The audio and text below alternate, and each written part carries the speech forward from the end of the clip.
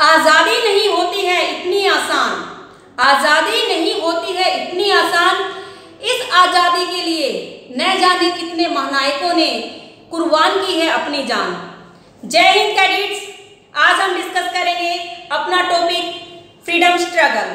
हमारा आज़ादी का जो हमारा संग्राम रहा है, हमारे जो स्ट्रगल रहे हैं, संघर्ष रहा है आज़ादी के लिए, कौन कौन से आंदोलन चले, कौन कौन से महानायक हुए जिन्होंने आज़ादी की लड़ाई के लिए देश के लोगों को एकत्रित किया, इकट्ठा किया और आज़ादी की लड़ाई अच्छे से लड़ी, और साथ में कौन कौन से नारे दिए ताकि देश की जनता एकजुट हो सकी आज़ादी के लिए, अपनी गुलामी की बेड़ियों को काटने के लिए और आज़ादी के रास्ते के ऊपर चलने के लिए।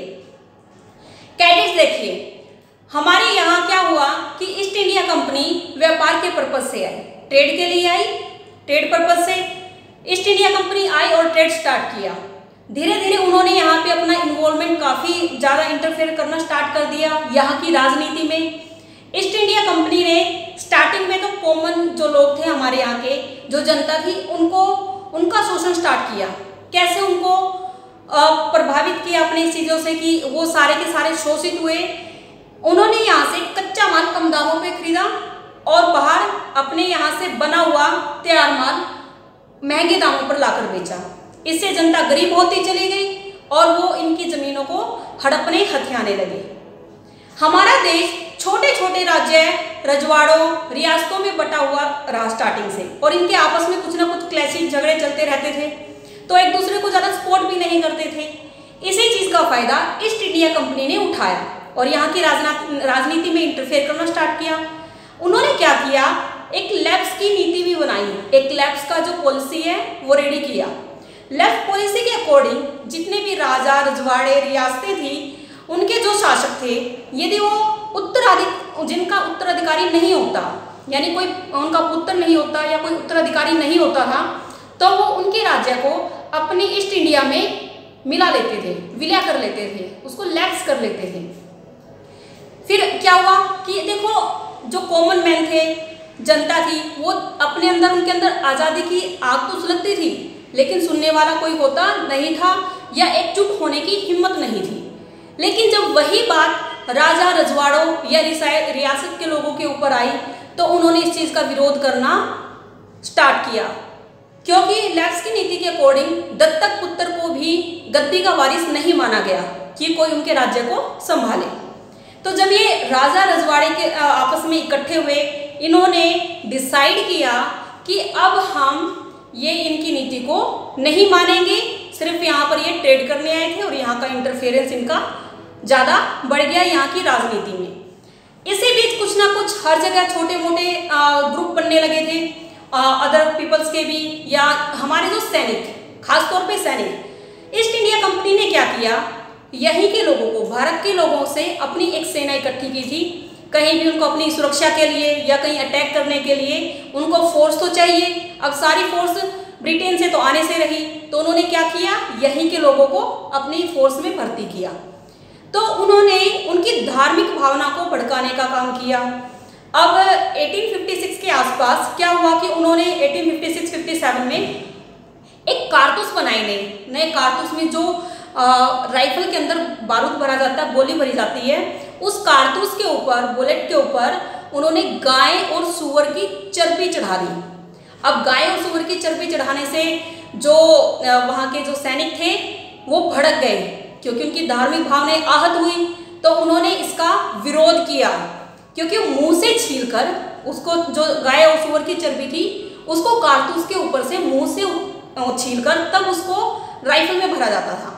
अब उनके आपस में उन्होंने इसकी खिलाफत की, विद्रोह भी किया। बैरकपुर छावनी में सबसे पहले इस चीज़ को लेके विद्रोह स्टार्ट हुआ। जो हम कहते हैं कि सबसे पहला हमारा जो युद्ध हुआ, स्वतंत्रता संग्राम हुआ अंग्रेजों के खिलाफ, वो हुआ 1857 में। इसको हम 1857 की क्रांति भी कहते हैं, 1857 का प्रथम स्वतंत्रता संग्राम भी कहते हैं, कि जो फर्स्ट वॉर हुआ फॉर फ्रीडम, ये भी कहा जाता है। और कई जगह इसको एक विद्रोह का नाम भी दिया गया कि एक सिर्फ सैनिकों का विद्रोह था। तो सबसे पहले बैरकपुर छावनी में जब ये विद्रोह स्टार्ट हुआ तो मंगल पांडे ने इसका विरोध किया, विद्रोह स्टार्ट किया। मंगल पांडे को गिरफ्तार भी किया गया और उनको सरेआम सभी लोगों के सामने फांसी की सजा भी सुना दी गई, फांसी पर चढ़ा दिया। इससे लोग डरे नहीं, उनके अंदर जो आज़ादी की भावना थी वो और प्रबल होने लगी, वो और उठने लगी कि हमें आज़ादी चाहिए। इसी के साथ साथ वहाँ पर जो आपस में राजा रजवाड़े थे उन्होंने एक प्लान किया था कि हम एक दिन मिलकर सभी अटैक करेंगे, आक्रमण करेंगे, हम विद्रोह करेंगे अंग्रेजों के खिलाफ। लेकिन वो एक टाइम पर प्लानिंग के अकॉर्डिंग नहीं हो पाया, धीरे धीरे कुछ कुछ जगह पर वो हुआ, टाइम से थोड़ा आगे पीछे हुआ, इस वजह से वो सक्सेस भी नहीं हुआ। इसी को बोलते हैं 1857 की क्रांति। अब 1857 की क्रांति में किन किन ने भाग लिया? देखिए यहाँ पर सबसे पहले भाग लिया 1857 की क्रांति में हमारे कुछ राजा रजवाड़े थे, हमारे रोहिलखंड, बुंदेलखंड, इलाहाबाद, मेरठ, जो ईस्ट बिहार, कानपुर, झांसी, आगरा, ग्वालियर, ये सब इन्होंने भाग लिया। और इनको जो लीड करने वाले लोग भी थे, कानपुर से नाना साहिब थे, झांसी से रानी लक्ष्मीबाई थी, तात्या टोपे थे और बहुत सारे लोग थे जिन्होंने इनको लीड किया। लेकिन क्या हुआ कि नेतृत्व भी अच्छा हुआ, अच्छे से फाइट भी किया गया, ये सक्सेस नहीं हो पाया। एक तो ये पूरा प्लानिंग के साथ नहीं हुआ, दूसरा क्या हुआ कि कुछ गद्दार लोग थे जिनकी वजह से हम सक्सेस नहीं हो पाए।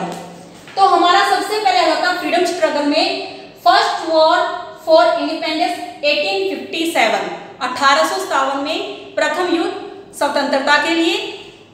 इसके बाद क्या हुआ, जो हमारा स्ट्रगल तो स्टार्ट हो गया ओपनली। इससे पहले तो आपने देखा होगा हमारा 1757 में प्लासी का युद्ध भी हुआ था उस टाइम। तो ये चीजें स्टार्ट तो हो ही गई यहाँ पर। अब उसके बाद आता है end of rule of east India company. इसके बाद क्या हुआ, यहाँ पर ईस्ट इंडिया कंपनी का रूल खत्म हो गया। यानी जो एक कंपनी आई थी यहाँ पर व्यापार करने के लिए, ट्रेड करने के लिए, वो उसका रूल खत्म हो गया, उसका शासन खत्म हो गया।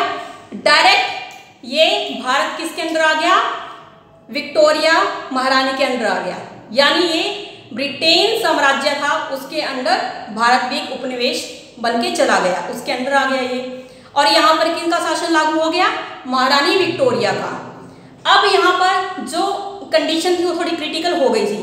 ये इसलिए एंड करना पड़ा ब्रिटिश इसका ईस्ट इंडिया कंपनी का, क्योंकि अंग्रेज जान चुके थे कि अब भारत के ऊपर ज़्यादा लंबे समय तक हम राज नहीं कर सकते। जब लोगों की विद्रोह की भावना बढ़ गई है और यहाँ इकट्ठे होने लग गए हैं तो हमें कभी भी यहाँ से निकाल सकते हैं, ये बातें उनके समझ आ चुकी थी। इसके बाद क्या हुआ, INA इंडियन नेशनल कांग्रेस का गठन हुआ। इंडियन नेशनल कांग्रेस का गठन 1876 में A.O. ह्यूम जी ने किया, जिसमें हमारे नेता थे, भारतीय नेता, जिन्होंने अपनी आज़ादी को लेके, अपने देश को लेके प्लानिंग करना स्टार्ट कर दिया था। अब इसके अलावा भी हमारी बहुत सारी चीज़ें, छुटपुट हमारे आंदोलन, विद्रोह और हमारी चीज़ें चलती रही अपनी आज़ादी के लिए। लोग इकट्ठे भी हुए, शिक्षा भी ग्रहण की, सब कुछ किया। यहाँ पर हमारे बाल गंगाधर तिलक जी आए। कौन आए, बाल गंगाधर तिलक जी, और साथ में उनके साथ थे हमारे साथ ये, इनका नाम था अरविंदो घोष। अरविंदो घोष जी, इन दोनों ने मिलकर स्वदेशी आंदोलन पर जोर दिया कि हम स्वदेशी अपनाएंगे, स्वदेशी का ही यूज करेंगे और जो बाहरी माल है, विदेशी माल है, हम उसका बहिष्कार करेंगे। स्वदेशी पर उन्होंने जोर दिया।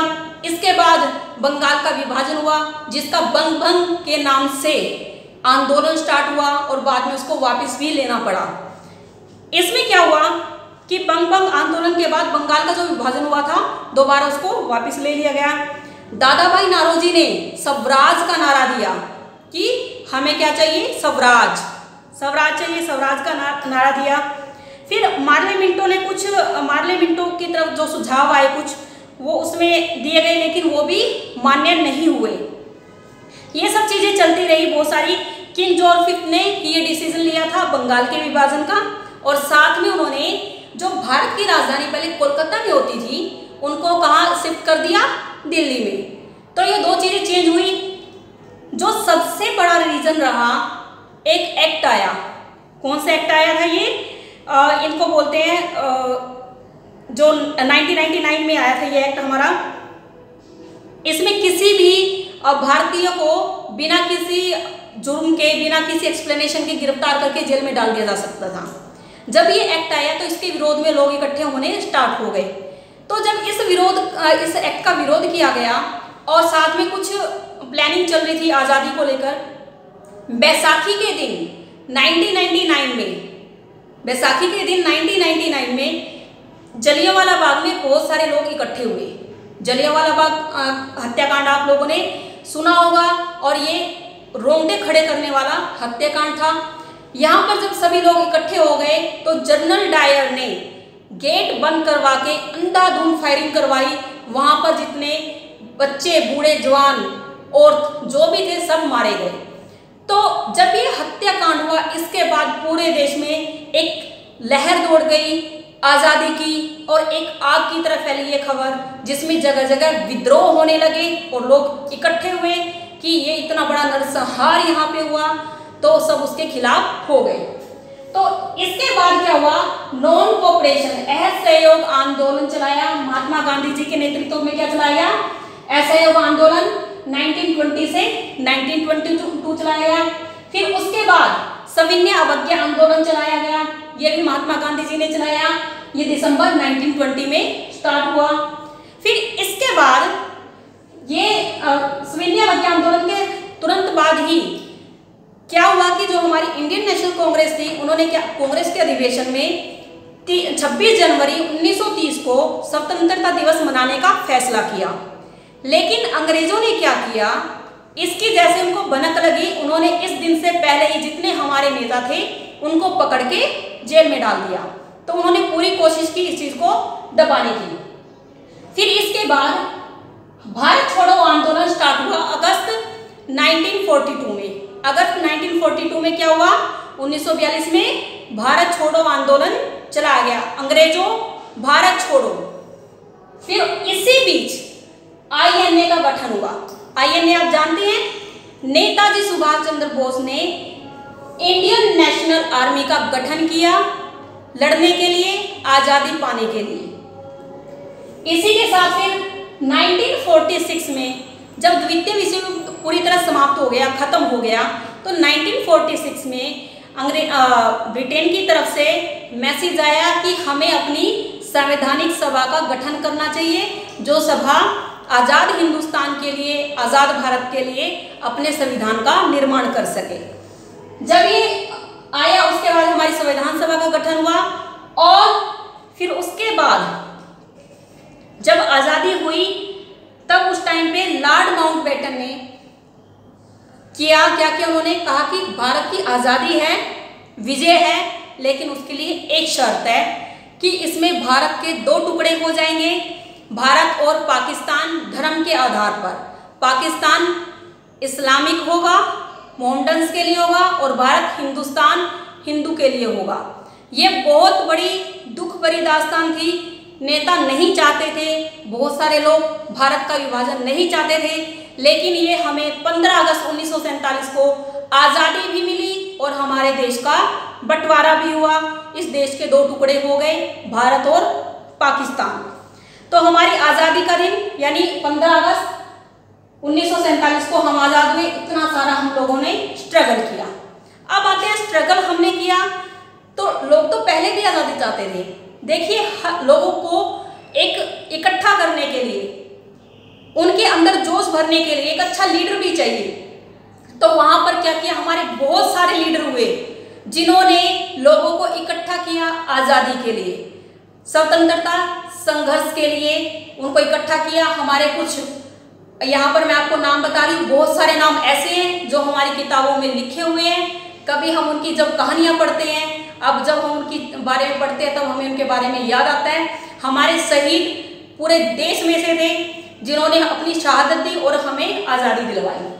सबसे पहले नाम आता है हमारे फेमस लीडर्स में मोहनदास करमचंद गांधी। महात्मा गांधी जी का पूरा नाम क्या था? मोहनदास करमचंद गांधी। बाल गंगाधर तिलक, भगत सिंह, नेताजी सुभाष चंद्र बोस, अरबिंदो घोष, दादा भाई नारोजी, बाल पाल लाल में बाल गंगाधर तिलक, विपिन चंद्र पाल, लाला लाजपत राय। इसके अलावा भी हमारे राम प्रसाद बिस्मिल, अशफाक उल्लाह, राजगुरु, सुखदेव, हमारे बहुत सारे नेता और शहीद हुए हैं जिन्होंने अपनी शहादत दी, जिन्होंने आगे नेतृत्व किया आगे और हमारी आज़ादी की लड़ाई को सफल बनाया। अब देखो लोगों को इकट्ठा कैसे किया गया, जोश भरे नारे दिए गए, लोगों को जागरूक किया गया आज़ादी के लिए कि अपनी गुलामी की बेड़ियों को काटें। अब हमारे नारे कौन कौन से रहे हैं जो आज भी हमारी रगों में खून को दौड़ा देते हैं और हमारे खून को आग देते हैं, उबाल देते हैं। एक आता है हमारा नारा जय हिंद। जय हिंद का नारा किन्होंने दिया? नेताजी सुभाष चंद्र बोस ने। नेताजी सुभाष चंद्र बोस जी ने जय हिंद का नारा दिया। वंदे मातरम का नारा दिया बंकिम चंद्र चटर्जी ने। इंकलाब जिंदाबाद का नारा बताएंगे किन्होंने दिया? शहीद भगत सिंह जी ने। किन्होंने दिया? शहीद भगत सिंह जी ने। जय जवान जय किसान का नारा दिया लाल बहादुर शास्त्री जी ने। और ये आता हमारा देखिए सरफरोशी की तमन्ना अब हमारे दिल में है, देखना है जोर कितना बाजुए का दिल में है। ये नारा किन्होंने दिया? हमारा दोबारा देखिए सरफरोशी की तमन्ना अब हमारे दिल में है, देखना है जोर कितना बाजुए का दिल में है। ये हमारा नारा दिया राम प्रसाद बिस्मिल जी ने। ये स्वराज मेरा जन्मसिद्ध अधिकार है और मैं इसे लेकर रहूंगा। ये नारा किन्होंने दिया? स्वराज मेरा जन्मसिद्ध अधिकार है और मैं इसे लेकर रहूंगा। ये नारा दिया बाल गंगाधर तिलक जी ने। और सबसे खोलाने वाला, खून को खोलाने वाला नारा कौन सा है? तुम मुझे खून दो मैं तुम्हें आजादी दूंगा। ये नारा किन्होंने दिया? नेताजी सुभाष चंद्र बोस ने। जब नेताजी ने ये नारा दिया तुम मुझे खून दो मैं तुम्हें आजादी दूंगा, सैकड़ों की संख्या में लोग हर रोज इकट्ठे होते थे कि हमारी खून का एक एक कतरा ले लो, हम अपने खून का एक एक कतरा बहाएंगे, हमें गुलामी नहीं हमें आज़ादी चाहिए। तो ये था हमारा जो फ्रीडम स्ट्रगल, कितने लंबा हमें स्ट्रगल किया, उसके बाद हमें आज ये आज़ादी मिली है। हमारे बहुत सारे नायक महानायक हुए हैं जिन्होंने देश की जनता को नेतृत्व दिया और उनमें आज़ादी की भावना को प्रबल किया, साथ में जोश भरने वाले नारे। जो हमें आज़ादी मिली है हमें इसका सम्मान करना चाहिए और अपनी आज़ादी को बनाए रखने के लिए हर काम करना चाहिए। कोई ऐसा काम न करे जिससे हमारी आज़ादी खतरे में आ जाए। हमारे कुछ इश्यूज होते हैं हमारे देश के हैं, वो आपस में सुलझाए जा सकते हैं, लेकिन कोई गद्दारी वाला काम न करें कि हमारा मुल्क हमारा देश दोबारा गुलाम हो। तो बेटा अपने इस टॉपिक को करिए, साथ में अपने फ्रीडम फाइटर्स फ्रीडम स्ट्रगल को जरूर याद रखिए। जय हिंद।